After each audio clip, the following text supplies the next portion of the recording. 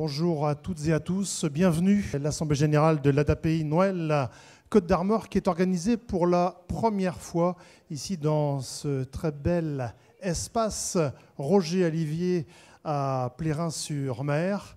Nous sommes ensemble pour un peu plus de 2 heures d'animation et de présentation de cette Assemblée générale pour retracer l'actualité de l'association avec des reportages vidéo, comme le veut la formule, avec également des témoignages sur scène, et puis pléthore d'invités. Il y a même des personnes qui sont venues d'assez loin participer à cette Assemblée générale. Donc, encore bienvenue à tous et excellente Assemblée générale. Pour commencer, ce que je vous propose, c'est de débuter par un tour d'horizon en images de l'actualité de l'association, les événements qui ont marqué notre actualité dans les établissements et services de l'ADPI Noël Côte d'Armor.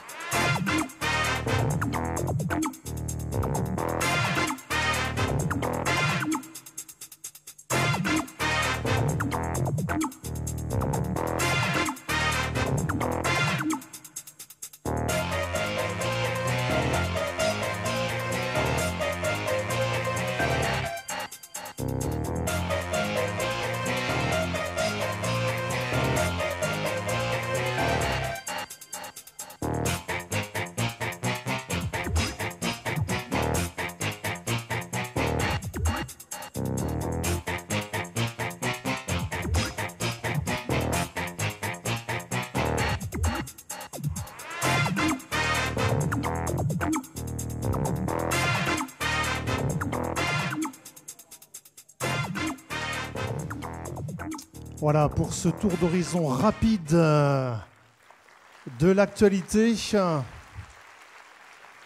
On aurait pu mettre bien évidemment beaucoup d'autres photos, parce qu'il s'est passé beaucoup de choses également aux 4 coins du département. Voilà pour ce lancement de Vivement l'AG. On va accueillir maintenant le président et le directeur général. Je vous demande de les applaudir. Monsieur Jean-Yves Herviou, président de l'ADAPI Noël Côte d'Armor. Et notre directeur général, Frédéric Glorot. Voilà. Prenez le micro, monsieur Herviou, il n'y a pas de souci pour... Oui, il est branché, ça va ? Il est branché, tout à fait. Bien. Bonjour à tous. Je suis heureux de vous accueillir pour ce 3e Vivement l'AG. Et comme par les années passées, nous avons essayé de rendre cet exercice annuel, obligatoire, le plus vivant possible. Aussi, il n'empruntera pas, mais les habitués maintenant le savent, le même rythme que les assemblées générales normales. Alors, si vous avez des questions à nous poser, nous pourrons vous y répondre lors du cocktail qui suivra donc, la clôture de l'AG. Voilà, soyez attentifs parce qu'on va vous dire plein de choses et j'espère qu'effectivement vous aurez des questions à nous poser après. Merci et bonne AG. Merci, Monsieur Hervieux. Frédéric Leroux, donc il y a un an, on était du côté de la côte de Granit Rose, à Tréberlin, pour dévoiler et présenter le livre blanc. Et cette année, on va parler plan stratégique, puisque ça a été un des gros chantiers de l'année 2017-2018. Tout à fait, c'était un gros chantier et ça va être encore un gros chantier, parce que c'est une stratégie qu'on va décliner sur 5 années. Donc effectivement, dernière assemblée générale, sous cette forme un petit peu comme on vous propose aujourd'hui, plutôt que vous lancer un rapport d'activité qui ne vous passionne pas forcément au bout de 10 minutes, un quart d'heure, toute l'AG va être en fait construite sous la forme d'un rapport d'activité. C'est-à-dire qu'on va vous présenter comment la stratégie, on la positionne au travers de 8 axes de réflexion. Alors on ne va pas représenter les 8 axes, puisqu'il y a des axes qui ne sont pas encore émergents. Donc on va les travailler. Donc on va travailler les axes pour lesquels on a le plus de choses à dire. Donc prochaines AG, vous avez compris qu'on aura encore plein de choses à vous raconter. Donc l'idée c'est ça, c'est au travers d'un voyage illustré, vous faire part un petit peu de cette année dense. Année dense parce que ça a été la mise en œuvre de la stratégie. Et ça a été surtout une année dense, alors plutôt début d'année 2018, mais c'est la conséquence. C'est-à-dire que l'idée c'était que cette stratégie soit appropriée après au niveau du terrain, et que chaque établissement qui travaille ses projets d'établissement soit en capacité de reprendre cette stratégie, la stratégie de l'association, puisqu'elle a été validée par le conseil d'administration en novembre 2017. Et donc l'idée, à un moment de réécriture projet, c'était que chaque territoire, chaque établissement s'approprie en fait cette stratégie et la décline dans son environnement. Donc on est sur une phase d'écriture, il y aura des ajustements puisque voilà, on est sur quelque chose qui est vivant et l'idée c'est que derrière on arrive à faire quelque chose de cohérent pour que la stratégie de l'association soit déclinée partout et qu'on ne soit pas éparpillé au travers à un moment de l'histoire où on se doit d'être en rang serré par rapport à l'évolution de nos accompagnements. Alors dans ce plan stratégique, il y a un mot qui revient sans cesse en boucle, c'est le mot partenariat, et il en sera question très souvent aujourd'hui lors de ce Vivement l'AG. Exactement, c'est un mot, c'est pas un mot magique, c'est un mot indispensable, c'est un mot nécessaire. Enfin, moi, c'est ce qui m'anime toujours au niveau de l'association. C'est une vraie clé de voûte, le partenariat, et c'est pas que des mots vains. L'ADAPI Noël s'est engagé depuis déjà plusieurs années avec Handicap 22, a été cofondateur de ce dispositif. ESATCO, on le verra tout à l'heure, voilà, on commence aussi à élaborer des choses sur le territoire. Voilà, c'est vraiment la clé de voûte de l'accompagnement. Si on veut que les opérateurs s'articulent pour répondre au mieux aux accompagnements des personnes auxquelles nous participons aussi dans l'accompagnement, il faut qu'on soit coordonné, voilà, il faut qu'on soit de plus en plus auprès des autres opérateurs et que chacun ne soit pas concurrent parce que je crois qu'on fait le même métier et je crois qu'on est pour beaucoup à but non lucratif, donc on n'a aucune raison de se marcher dessus sur des réponses d'appel à projet, voilà, notamment. Merci Frédéric, merci Monsieur Hervieux pour ces quelques mots d'introduction. Alors, ce que je vous propose, c'est d'ouvrir tout de suite le rapport d'activité avec le premier chapitre, avec là 2 axes stratégiques, l'accompagnement et donc le capital humain qui s'affiche devant vous.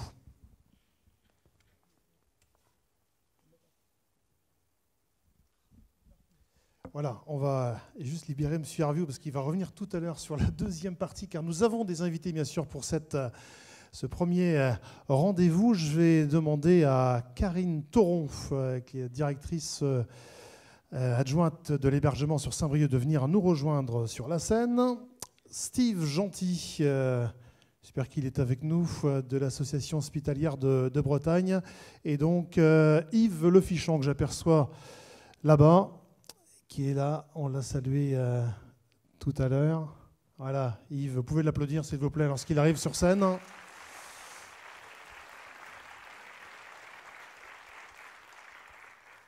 Voilà, on va aborder le chapitre de l'accompagnement, centré, c'est vrai, sur la personne d'Yves Le Fichant, vous connaissez certainement. Hein. Il est connu comme le loup blanc sur Saint-Brieuc, voire sur le département. Je crois que je ne me trompe pas en disant ça, Karine. Et tout d'abord, Yves, merci d'être là, parce que c'est vrai que votre agenda est très, très chargé.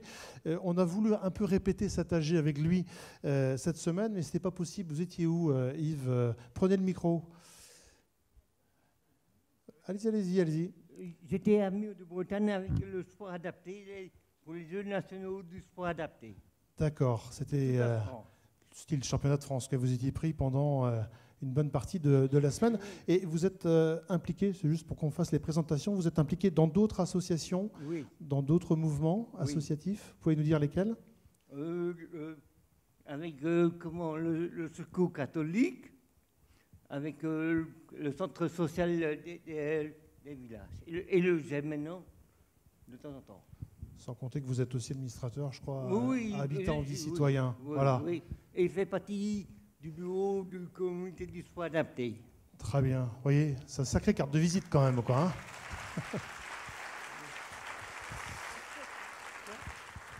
Alors, pour mieux faire connaissance avec Yves et son parcours de vie, eh bien, on est allé à la rencontre de certains éducateurs qui l'ont accompagné durant sa longue vie à l'ADAPI Noël Côte d'Armor. Et eh bien, Karine est venue, elle, témoigner ici, parce qu'elle le connaît bien. Quand vous avez été embauché, c'est 196, vous l'avez connu tout de suite au foyer. Appuyez sur le bouton, logiquement, vous prenez celui d'Yves. Oui, il y a 22 ans. Quand on m'a parlé d'Yves, tout de suite, ce qui m'est venu à l'esprit, c'est Yves, facile à vivre et à comprendre. Et effectivement, il y a 22 ans, quand j'ai été accueillie à l'ADAPI, à l'époque, Yves est devenu un de mes référents. Et Yves fait partie des gens qui contribuent chaque jour à accompagner et à faire évoluer mon projet personnalisé professionnel. Ainsi, grâce à Yves, eh bien, je réussis à mettre en œuvre et à essayer d'atteindre, jour après jour, un certain nombre de mes objectifs. Et notamment se fixer récemment dans nos écritures de projet. Et à quelques semaines de nos congés respectifs, les uns et les autres, j'ai pensé vous présenter quelques-uns de ces objectifs à travers un voyage all-inclusive, celui d'Yves Le Fichant. All inclusive, voilà, c'est un nouveau concept, ça. On n'avait pas entendu ça encore. Donc, ton insertion professionnelle, Yves, tu me diras si je me trompe, une insertion professionnelle digne de ce nom est particulièrement réussie, puisque Yves, après avoir être allé à l'IME de Tréguier, celui de Saint-Brieuc, eh bien, Yves a été embauché à l'époque au CAT des ateliers Briochin, où il sera un travailleur polyvalent, allant de la sous-traitance en espace vert, en peinture. Il assumera avec brio son poste sur l'équipe délocalisée du CAT dans l'entreprise de Chafoto et Maury, puis il évoluera pour y terminer sa carrière sur un poste à la MSA, au tri du courrier, un salarié exemplaire. Donc, en termes d'insertion professionnelle, je crois qu'on a un joli exemple depuis des années. La fluidité de parcours, toujours adapté aux évolutions des besoins d'Yves. Il a bénéficié de plusieurs alternatives d'habitat. Je crois que tu as vécu en famille d'accueil quand tu étais plus jeune. Tu as connu à l'époque le foyer de la rue du 71e.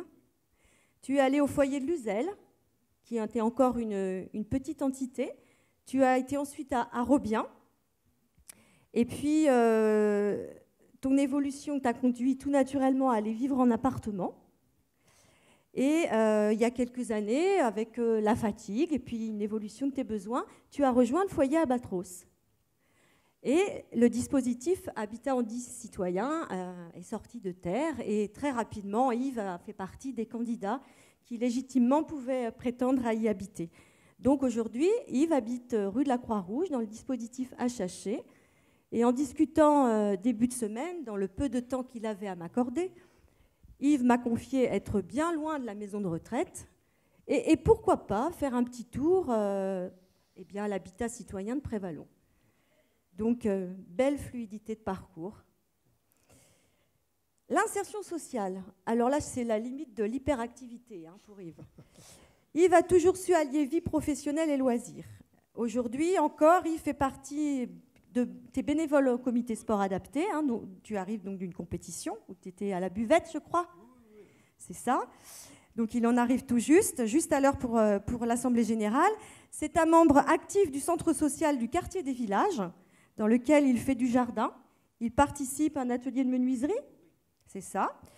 Tu as fait partie longtemps de la section rando de l'ASPTT de Saint-Brieuc. Tu continues le sport aujourd'hui parce que je crois que tu vas à la piscine. Et puis, ça ne fait pas beaucoup, donc il en manque encore un petit peu. Il fait partie du club de pétanque de Brésillet. Il est membre de l'ASAB. Donc il n'y a pas que sport adapté, il y a l'ASAB aussi.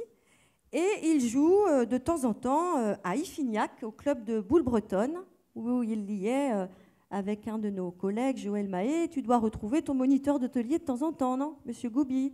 Voilà. Et les vacances. Alors, figure emblématique des voyages du jumelage gallois, Yves a été un précieux guide pour mon premier voyage, dans mes déplacements, où je n'étais pas très à l'aise. Il a parcouru plusieurs pays, hein, pas uniquement les régions de France, mais la Grèce, l'île Maurice, la Réunion, Saint-Pétersbourg, Montréal, Stockholm, et je crois qu'il y en a encore quelques-uns. Et le Canada, j'avais oublié. Yves, c'est aussi un rôle de citoyen depuis toujours, où père aidance et citoyenneté sont effectivement au cœur de sa vie. Toujours fidèle à lui-même, ça a toujours été un bon collègue de travail prêt à aider, un bon voisin. Et c'est assez naturellement qu'Yves a intégré l'association Nous aussi, association qui se veut de participer au changement du regard par la société. Nous aussi, par l'intermédiaire de ses membres, œuvrent pour une entraide morale et matérielle. Et je sais que tu y es un membre très actif. Voilà. Donc, quelques paragraphes du parcours de vie d'Yves. 65 ans. Bel exemple d'un citoyen ordinaire, et je dirais même extraordinaire. Merci Karine pour ce beau portrait.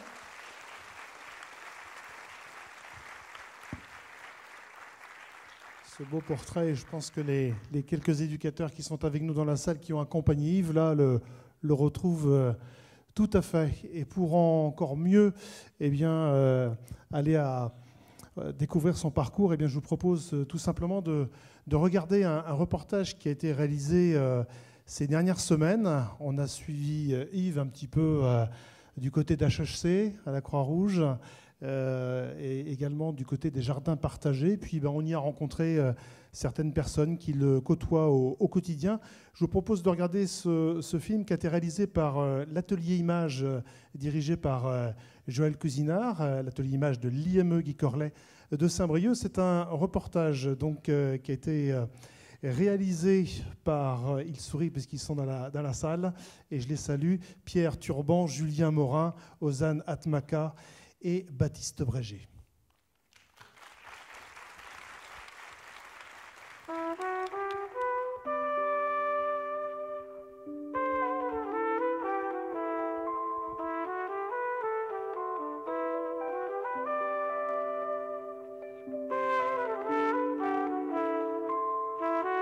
J'ai débuté au foyer de Robien où il a été accueilli en 1994 quand j'ai commencé à l'ADAPI Saint-Brieuc. Il s'est présenté comme quelqu'un de Pommerit Jeudi. Et il avait des connaissances de Pommerit Jeudi que j'avais aussi. Donc le contact est rapide, il a une mémoire phénoménale.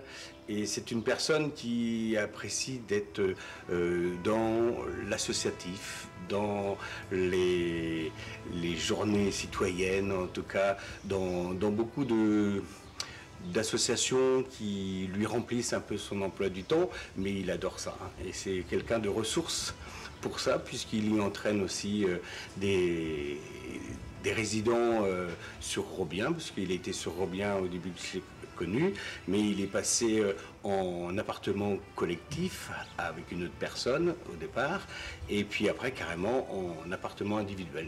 Mais rapidement, la solution foyer ou HHC où il est actuellement lui convenait bien. Il avait un emploi du temps extérieur au foyer impressionnant.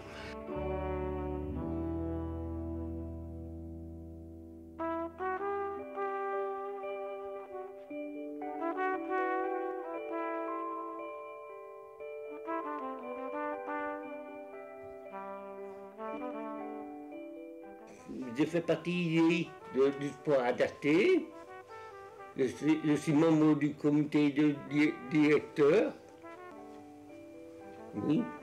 Et là, au mois de juin, on prépare les Jeux nationaux du sport adapté de toute la France, qui aura lieu, je crois que pour la fête de l'été. Et autrement, je fais partie de l'association des villages. Oui, moi, ça me plaît tout ce que je fais. Et tout le monde est très sympa avec moi et très agréable. Maintenant, il a pas loin des 65 ans, je pense. Donc, il a accompagné, après avoir été footballeur et dans les tournois contre-pied historiques qu'il pouvait avoir entre les établissements ESAT, il s'est reconverti dans des activités plus adaptées pour lui, y compris les boules bretonnes que j'encadre pour quelques résidents. Et lui, spontanément, il prend le bus. Il y a entraîné pas mal de personnes à prendre le bus aussi, parce que c'est quelqu'un qui s'organise bien et qui, par sa présence, entraîne d'autres résidents aussi à s'organiser sur des déplacements transports en commun que ce serait difficile pour d'autres collègues. Donc il est un peu pilier aussi d'une démarche de ses pairs, quoi. Yves a toujours été quelqu'un de volontaire pour ce qu'on proposait. Hein. Oui. Tu redisais pas, non, j'ai pas envie d'aller, j'ai pas envie de faire ça. Non, il était toujours volontaire pour partir. Il fallait quelquefois te dire, non, cette année, il va falloir que tu laisses ta place, qu'il faut une beau taille. Ce qui était proposé au foyer, tu étais toujours volontaire. Je pense que c'est quand même une réussite de partir tout jeune où c'était ton papa qui s'occupait de toi. Ah oui. On n'avait pas l'habitude de vous laisser sortir seul et de savoir que progressivement, tu as réussi à avoir une autonomie, de pouvoir te déplacer, aller à un spectacle, sortir en ville sans être dire il va se perdre, etc. Tu sais prendre le bus, tu te déplaces, quoi. Je crois que ça c'est important. Hein. Oui. Hein, tu étais capable d'aller faire tes courses, d'acheter différentes choses, il n'y a pas de problème. Hein. Déjà à Cesson, tu allais au bureau de tabac, tu allais chercher des journaux, tu allais à la banque, tout ça. Super U. À Super U, vous alliez au Super U, tout à fait. Tout à fait. Ici, je pense que ça c'est... C'est un petit peu, j'allais dire, le retour dans la vie hein, avec tout le monde, quoi. Yves, ce serait un personnage prévenant. Il dit toujours oui, il est très agréable hein, au travail. C'est vraiment un grand monsieur, quoi. Moi, je l'ai accompagné, alors exactement, je ne me rappelle plus, mais au moins une dizaine d'années, dans son... je l'ai d'abord vu sur Chafaud-Aumaury, et ensuite, quand il y a eu des remaniements sur Chafaud, il est revenu à l'ESAT, et ensuite, il a eu un poste sur la MSA, les Côtes d'Armor. Donc il a travaillé un petit peu à mi-temps au départ, il était à mi-temps, il travaillait le matin là-bas, il revenait, parce qu'il travaillait au service courrier, donc il revenait avec son courrier, toutes ses enveloppes qu'il avait ouvertes le matin, pour contrôler l'après-midi s'il n'avait pas oublié des documents dans chaque enveloppe. Alors Yves relevait donc les fameuses boîtes à lettres. Il arrivait de bonne heure le matin, on va dire à 8 h il était là. Et à la suite de ça, donc, il allait sur une machine qui ouvrait les plis de courrier. Donc aujourd'hui on reçoit à peu près entre une moyenne de 2000 plis. Mais à l'époque, il n'y avait pas Internet, enfin c'était moins fréquent. Et ce qui fait que on était à 3000, 4000 plis par jour de courrier. Il travaillait à mi-temps au départ et puis après il est resté avec nous sur un temps complet. Donc là on lui a donné d'autres occupations on va dire et puis c'était sur une machine de mise sous pli. Alors là on affranchissait pour des partenaires extérieurs, des partenaires de la MSA à l'extérieur. Donc on était à 300 000, 400 000 plis sur 3 semaines. Et Yves préparait des caisses pour la poste. Voilà, donc c'était quelqu'un qui était très organisé. Et quand on lui disait quelque chose, si c'était bien préparé, il démarrait. Et puis vous étiez tranquille, ça allait jusqu'au bout comme ça. Il récupérait ses documents. Alors des fois ça ne s'ouvrait pas forcément bien. Alors il devait, justement, c'est là qu'il y avait des petites erreurs. Il devait ouvrir manuellement, bien récupérer les documents. faire le tri avec s'il y avait chèque dans le courrier, il devait mettre le courrier et le chèque dans un endroit bien précis. Et tout ce qui était document autres, c'était classé, enfin il avait des classements à faire. Il avait fait des séquences d'apprentissage hein, pour bien s'habituer au travail. Et puis au fur et à mesure, avec l'expérience, il était quasi parfait, quoi.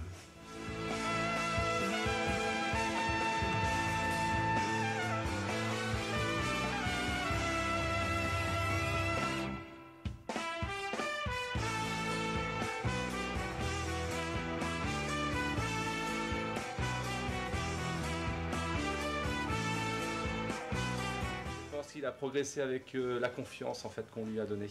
Et donc des fois, il me manquait pas d'ailleurs de me rappeler certaines tâches que moi-même j'avais oubliées, parce qu'il a une grande mémoire. Et donc du coup, il me dit, t'as pas fait ça, t'as pas fait ça. Là, t'as une réunion, n'oublie pas. Il montait à la cafétéria à 10h tous les jours, ça s'était bien réglé aussi. Et il connaissait quasiment toute la caisse. Hein. On était à peu près 600 personnes. Je pense pas qu'il y ait une personne qui ne connaissait pas Yves. On va pas dire la mascotte, mais voilà, quoi. Mais très bien intégré, et puis on pouvait lui faire confiance sur les tâches qu'on lui donnait, il n'y avait pas de souci, quoi. J'ai souvenance, au tout début que tu étais à l'IMPRO, tu ne savais pas te raser. Hein, c'est ton papa qui te rasait, et progressivement, tu vois, tu avais appris une certaine autonomie. Hein, et à l'époque, on ne pensait pas que tu allais un jour pouvoir te trouver un appartement. Hein. Et toi, alors, qu'est-ce que tu penses de tout ça? C'est très bien. C'est très bien? Oui. Hein? J'étais pas casse-pied quelquefois à te dire non. Allez, range tes trucs. Non, c'est ma vie. Ouais. Donc tu as eu une vie quand même agréable. Oui. Pendant toutes ces années. Oui, hein? et là ça continue la vie agréable.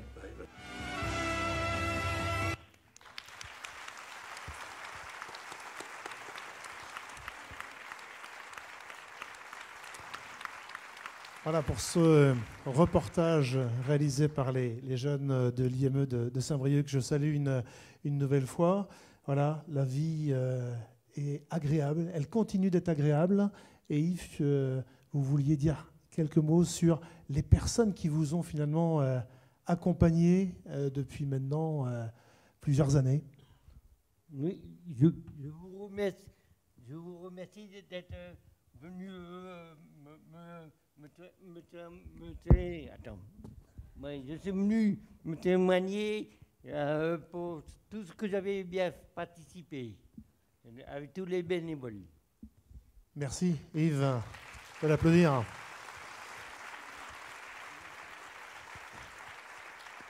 Karine, vous n'avez pas vu ce reportage? Je le découvre, effectivement. Voilà, votre réaction? Ma réaction, ça se passe relativement de commentaires. Je crois qu'effectivement, chaque personne qu'on a pu voir sur ce reportage apporte tout ce qu'on a dit sur lui tout à l'heure. Le bon collègue, le bon voisin, quelqu'un d'actif qui a toujours aimé ça. Et effectivement, pour rebondir sur ce que disait M. Lamour, et maintenant, il te posait la question, c'est vrai qu'Yves me disait l'autre jour, j'ai toujours choisi ma vie. Et je crois qu'il a bien résumé ce pourquoi on est là avec eux, et c'est ce qu'on veut pour vous tous.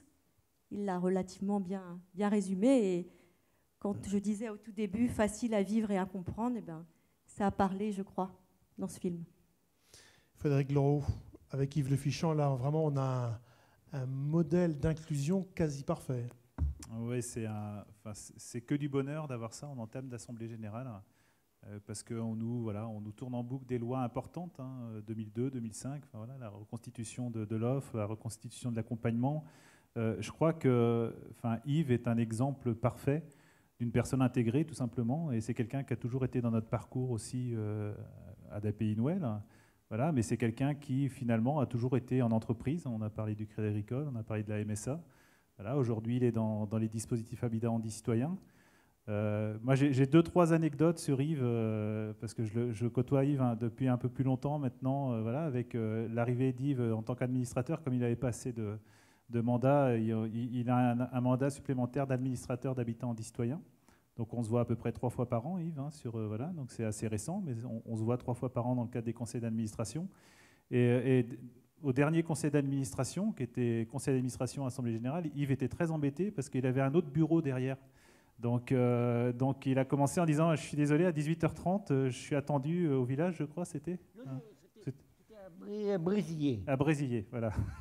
Donc un autre mandat. Donc bon, on s'est adapté au calendrier d'Yves. Et Yves m'a beaucoup touché. Alors j'espère qu'il m'autorisera à donner cette anecdote. On a travaillé avec les administrateurs d'habitants anti-citoyens sur les préambules des statuts. Voilà, parce que c'est une obligation dans le cadre d'une société coopérative d'intérêt collectif de revoir ce préambule au prisme en fait de voilà, pourquoi l'intérêt collectif et comment tient le statut collaboratif. Et donc on a demandé, alors c'est animé voilà, par une tierce personne, et on a demandé aux administrateurs de recenser par des mots qu'est-ce que pour eux inspirait habitant anti-citoyen. Et Yves a eu deux mots que j'ai trouvés voilà, très, très simples, très naturels, c'était liberté, égalité. Voilà, je crois que ça me restera, c'est un exemple que je cite beaucoup. Je crois que ça... Et puis c'était étayé, parce qu'après on a été aussi dans le fond de ces deux mots. Et je crois que voilà, ça traduisait beaucoup de choses.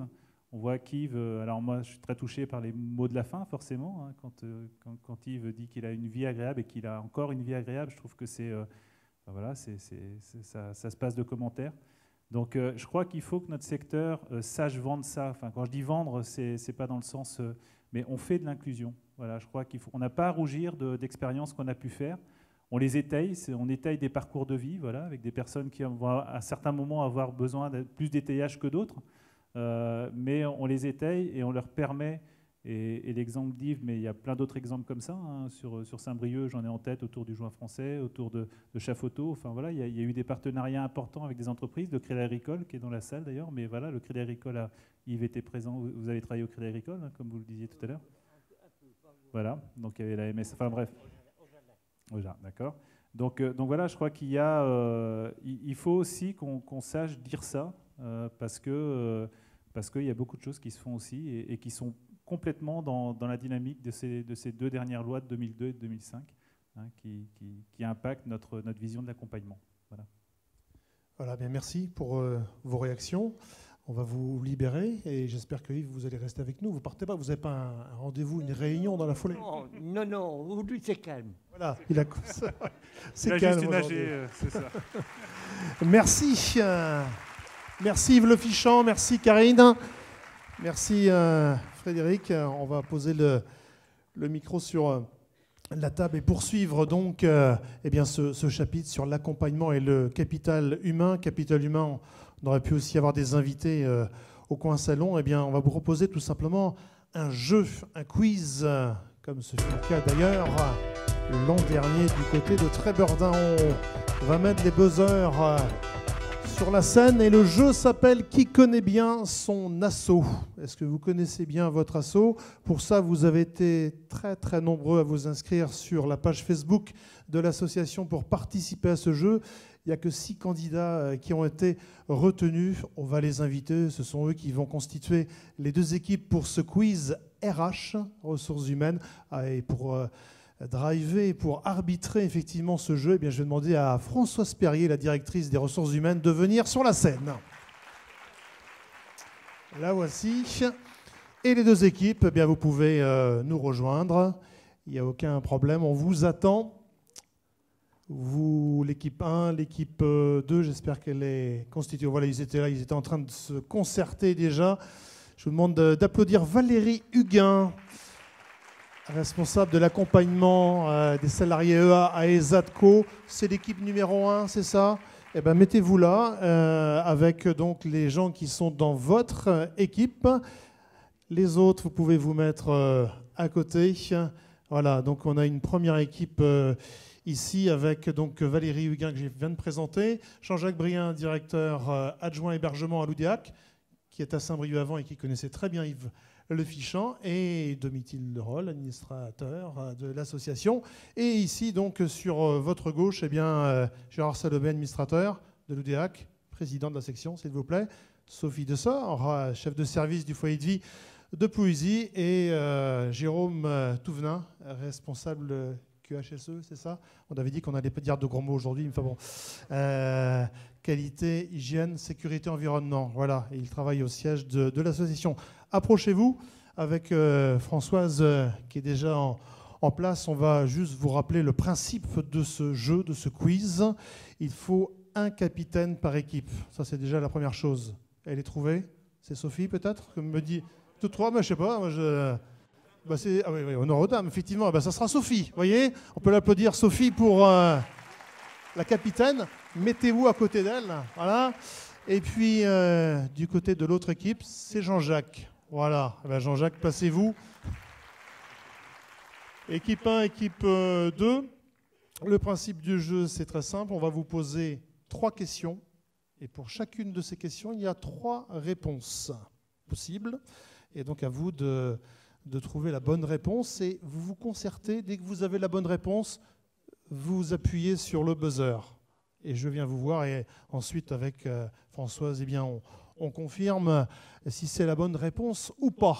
Ça vous va? Il y a un truc qu'on n'a pas parlé, c'est qu'est-ce qui a gagné finalement? Pas la gloire, non, on a un partenariat avec Audrin Décoration et vous voyez les meubles qui sont derrière. Il y a le canapé noir, le fauteuil Corbusier rouge ou la table de salon. Vous pourrez, en fonction de l'équipe gagnante, vous répartir. Donc les lots de récompenses, c'est pas mal Françoise quand même. Voilà, allez, on y va pour la première question. Vous êtes prêts? Qui connaît bien son asso? Première question. En 2011, une démarche associative a été mise en place avec la signature d'un accord collectif. Comment s'appelait cette démarche? Les réponses vont s'afficher. Réponse 1, prévention, stress et risques psychosociaux. Réponse 2, santé, prévention. Réponse 3, qualité de vie au travail. Et c'est l'équipe 1, celle de Sophie, qui a tapé tout de suite sur le buzzer. La réponse? La réponse numéro 2, santé, prévention. Je me tourne vers Françoise. Françoise. Alors, d'abord, moi, je voulais vous dire que j'ai subi une pression psychologique extrême dans les coulisses de la part des administrateurs qui voulaient avoir les questions et les réponses. Donc, je préfère vous dire que je n'ai pas cédé à cette pression, malgré le fait qu'elle était exercée de manière concomitante par Domitil et Gérard. Voilà. Donc, il n'y a pas eu de triche, personne n'a eu les résultats. Alors, je suis au regret, Sophie, de dire que ça n'est pas la bonne réponse. Ce n'est pas la bonne réponse. Donc, du coup, on va se tourner vers l'autre équipe. Jean-Jacques, vous avez une chance sur 2 d'avoir la bonne réponse, du coup. Oui, ça diminue les chances. Donc, prévention, stress et risques psychosociaux, c'est notre réponse. C'est votre réponse? Alors, c'est la bonne réponse. C'est la bonne réponse, en effet. C'était le premier accord collectif que nous avons signé sur ce sujet. Voilà. Voilà, donc c'est l'équipe de Jean-Jacques Bréhin donc, qui est en tête. Question numéro 2. Vous êtes toujours prêts? Qui connaît bien son asso? On fait tourner la roue, parce qu'il y a un jeu de couleurs. On est sur le gris. Alors, le gris, la question, c'est quelles sont les 3 scènes de la reconnaissance au travail? 3 réponses possibles. Réponse 1, emploi, relations hiérarchiques et évolution. Réponse 2, emploi, sens et équipement. Réponse 3, emploi, travail et relations professionnelles. L'équipe de Jean-Jacques a dégainé le premier. Dès que ça s'appuie là, vous ne pouvez plus taper. Il n'y a plus aucun risque, je vous confirme. Donc là, on reste sur la réponse numéro 3, emploi, travail et relations professionnelles. Alors bravo, c'est en effet effectivement la bonne réponse. Voilà, ben ils ont déjà gagné. Voilà, c'est l'équipe de Jean-Jacques, mais pour l'honneur, on va quand même faire la 3e question, si vous êtes OK. C'est une question à 3 points, en effet. Alors, on tourne la roue, effectivement. Voilà, donc question 3, cultiver le capital humain. Ce sont les premiers mots de l'axe stratégique portant sur les ressources humaines. Parmi les actions suivantes, laquelle ne relève pas du domaine RH? Ça, c'est dur, ça. Réponse 1, améliorer la qualité de vie au travail. Réponse 2, valoriser les compétences internes. Réponse 3, piloter et orchestrer la dynamique. Sophie, qu'est-ce qui s'est passé là? Vous laissez Jean-Jacques, c'est impressionnant. Oh là là. On est à fond. Hein. Donc on reste sur la réponse 3 encore, piloter et orchestrer la dynamique du développement durable. Ça, c'est non, pas du tout. Françoise, verdict? Eh ben, comme dirait quelqu'un qui est dans la salle, et que je salue, il se reconnaîtra tout seul, eh ben oui, et puis non. Oh, ah. Alors Sophie? Pourquoi? Parce que le développement durable, eh bien, quand on parle de développement durable, on parle aussi du capital social, on parle aussi de la performance sociale. Donc c'était une question piège. Donc je pense qu'on va attribuer 1 point à chaque équipe. Bon. Sophie, une réponse peut-être, non, quand même, sur le... Oui? Parce qu'elle vient d'être donnée par Françoise, oui. Je ne vous ai pas écouté, en fait. Il n'y a plus de bonne Il y a plus de bonne réponse. réponse, du coup. On était C'est censé ça. trouver ceux qui Vous ne avez bien participaient suivi, pas mieux au que moi. capital humain. Et en fin de compte, eh bien, c'est vrai que les 4 éléments participent. Alors certes, le développement durable peut être de manière un peu moins directe, mais néanmoins. Donc je pense que, encore une fois, en tant que juge de paix, Maître Capello va donner 1 point à chaque équipe. Très bien. Voilà. Bon, bah écoutez. Très bien. On n'oublie pas donc la photo, effectivement, avec Françoise, les lettres de qualité de vie au travail, qui sera d'ailleurs le nom de la prochaine lettre d'information. Hein. On va quitter Santé Prévention. Vous pouvez nous les amener, ou Françoise va les récupérer pour donc faire la petite photo qui paraîtra sur tous les magazines et toutes les lettres d'information. C'est comme ça, c'était aussi le... Voilà, les photographes sont là, on va le faire en musique. Avancez-vous avec les 2 équipes. Voilà, avancez-vous. Et puis on va quand même aussi les applaudir, hein, les candidats et les vainqueurs du jeu qui connaît bien son assaut. Merci à vous, merci à Françoise d'avoir participé à ce jeu. Et nous allons donc poursuivre. On va retirer les buzzers.